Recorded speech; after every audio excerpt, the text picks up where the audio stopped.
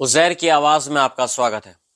आज की सबसे अहम खबर सऊदी अरब में चल रही उस बैठक से है जिसमें अमेरिकी विदेश मंत्री मार्को रूबियो और रूसी विदेश मंत्री सरगेई लावरोव ने भी हिस्सा लिया है। इस वार्ता का उद्देश्य यूक्रेन युद्ध को समाप्त करना बताया जा रहा है, लेकिन चौंकाने वाली बात यह है कि इसमें न तो यूक्रेन को आमंत्रित किया गया है और न ही यूरोप के बड़े देशों को। रियाद में आयोजित इस बैठक में अमेरिकी राष्ट्रीय सुरक्षा सलाहकार माइक वाल्ट्ज और मध्य पूर्व के लिए अमेरिकी दूत स्टीव विटकॉफ भी शामिल थे। उधर रूस की ओर से राष्ट्रपति के सलाहकार यूरी उशाकोव और सप्रभु धनकोष के प्रमुख किरिल दिमित्रियेव मौजूद थे, जिनकी भूमिका हाल ही में हुई एक कैदी रिहाई सौदे में भी अहम रही थी। लावरोव का कहना है कि इस बातचीत से अमेरिका और रूस के रिश्तों की असामान्य अवधि समाप्त करने की कोशिश की जाएगी। ये वार्ता ट्रंप और पुतिन के बीच एक संभावित बैठक की नींव भी रख सकती है। दूसरी ओर यूरोपीय देशों ने इस वार्ता से अलग रखे जाने पर सख्त नाराजगी जताई है और पेरिस में एक आपात बैठक के दौरान इसे पिवोटल यानी बेहद अहम मुद्दा करार दिया है। उनका मानना है कि यूक्रेन के साथ साथ यूरोप को भी इन चर्चाओं से बाहर रखना एक तरफा फैसले का संकेत हो सकता है। यूरोपीय देश इस बात से भी चिंतित है कि यूक्रेन को अब किसी और की शर्तों पर चलना पड़ सकता है, जिसमें रूस की अहम भूमिका होगी।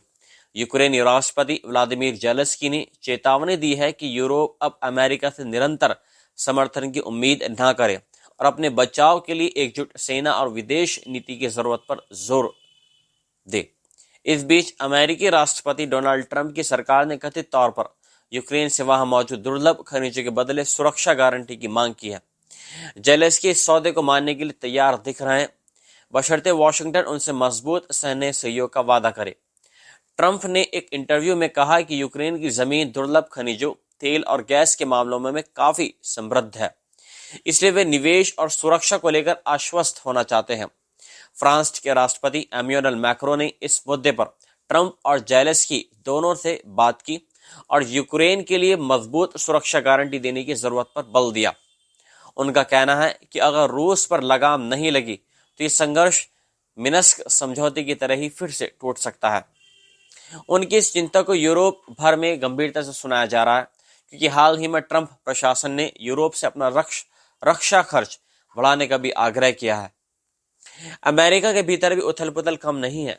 सोशल सिक्योरिटी एडमिनिस्ट्रेशन की कार्यवाही कमिश्नर ने इस दबाव के कारण इस्तीफा दे दिया है, जिसमें कथित तौर पर उन्हें विभागीय data department of government efficiency के कर्मचारियों के साथ साझा करने को कहा गया था। इस तरह एफडीए के फूड चीफ जिम जॉन्स ने भी ट्रंप प्रशासन और स्वास्थ्य मंत्री रॉबर्ट एफ कैनेडी जूनियर के साथ मतभेदों के चलते पद छोड़ दिया है।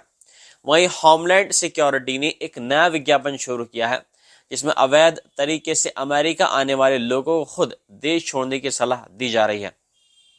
इसके अलावा एलन मस्क की भूमिका को लेकर भी एक नए सवाल खड़े हो गए हैं। प्रशासन के ताजा बयान के मुताबिक Musk department of government efficiency यानी डोज के प्रमुख नहीं है, बल्कि एक विशेष सरकारी कर्मचारी के रूप में व्हाइट हाउस में सलाहकार की भूमिका निभा रहे हैं। उन्हें कोई वेतन नहीं मिलता और केवल 130 दिनों तक इस पद पर काम करने की शर्त पर हैं, लेकिन उनके पास टॉप सीक्रेट सुरक्षा अनुमतियां हैं। ये सभी घटनाएं एक बदले हुए वैश्विक परिदृश्य का संकेत दे रही हैं, जहां अमेरिका और रूस के बीच नए समीकरण बन रहे हैं और यूरोप के साथ साथ यूक्रेन भी अपनी सुरक्षा को लेकर नए सिरे से सोचने पर मजबूर हो रहा है। सवाल यह है कि क्या इस वार्ता से वाकई यूरोप में या यूक्रेन में शांति स्थापित हो पाएगी, या यह समझौता भविष्य के किसी और बड़े टकराव को जन्म देगा। इसी पर सबकी निगाहें टिकी हुई हैं।